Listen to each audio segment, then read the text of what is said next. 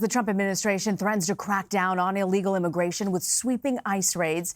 Some organizations are ramping up their efforts to take a stand against them.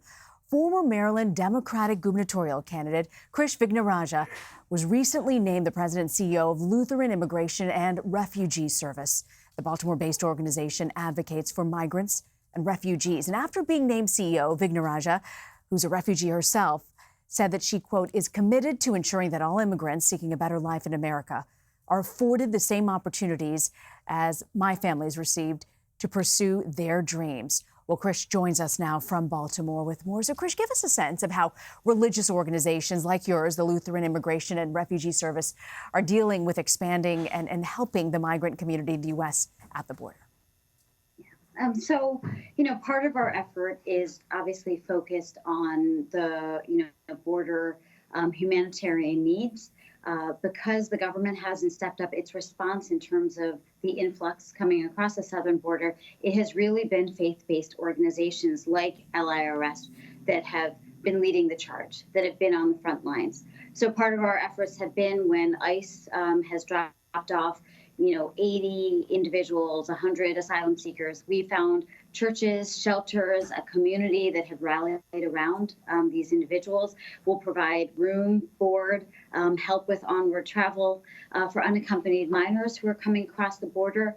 We provide transitional foster care all across the country, as well as kind of family settings of what we call group homes. So settings where 6 children, 8 children, 10 children will live, because we know that if we don't provide these family-like settings, these children end up in facilities like Homestead, which are warehousing thousands of children at a time. And so when you think about 6 children dying just in the last several months, you realize that it is a faith-based, community-based response that needs to respond. And your organization launched a campaign recently that you described as an immediate call to action. What exactly is that? Sure. So it's called United Sanctuaries of America. It was in response to the threat of mass deportations. It was a recognition that sanctuary has been something that churches, synagogues have been, along with other houses of worship, have been providing for not just decades, but truly centuries. But it's also consistent with American federal policy, whether it's been the Bush administration, the Obama administration, or the Trump administration. There's always been a recognition that churches as well as schools provide safe spaces. And so we have been rallying a call to action where churches, faith-based organizations, community-based organizations, individuals have responded to this national effort to provide sanctuary to the most vulnerable families, children who are being targeted by these raids. Some people feel that Congress isn't able to fill the void that your organizations, religious organizations like yours, is doing. So what can average citizens who might want to take a stand against mass deportation raids, what can they do at this point? It's a great question, and one that, you see the response at some of these national protests I consistently get, which is, I'm seeing what's happening on the news, how can I respond? And the honest answer is there is so much that individuals can do. We have volunteers from across the country that literally will travel with our organization to the border, whether it's New Mexico and Arizona, where we're really leading the efforts. It's about couples that have come to us and said, I want to be able to provide that transitional foster care. We are in dire need of parents who are willing, even for just short amount of time, to take in children. Of course, financial donations help the work that we're doing along the border. It isn't something that is government funded. We're funding it out of our own pockets. But it's even lighter lifts like detention visitations.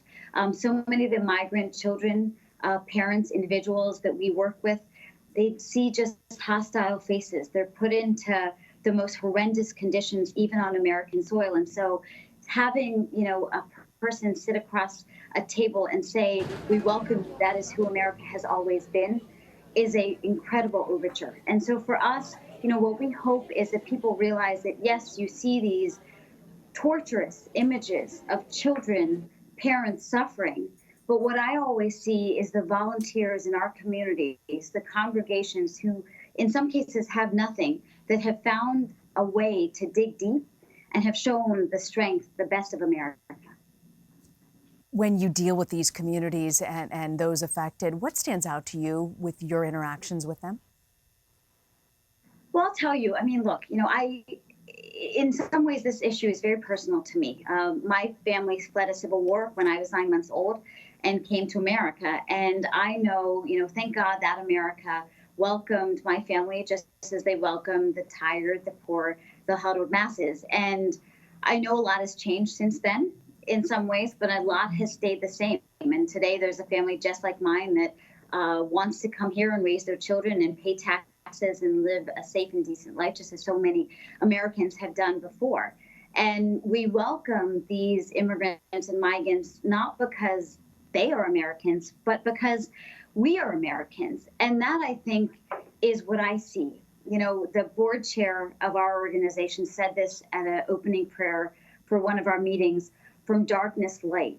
And every time I'm in one of our communities, whether it's along the border or in Seattle or Portland or Chicago or New York City, it is incredible how people, congregations, businesses, nonprofits, governments have stepped up. And I hope that that message is we are fighting, I think, for what is going to define our nation.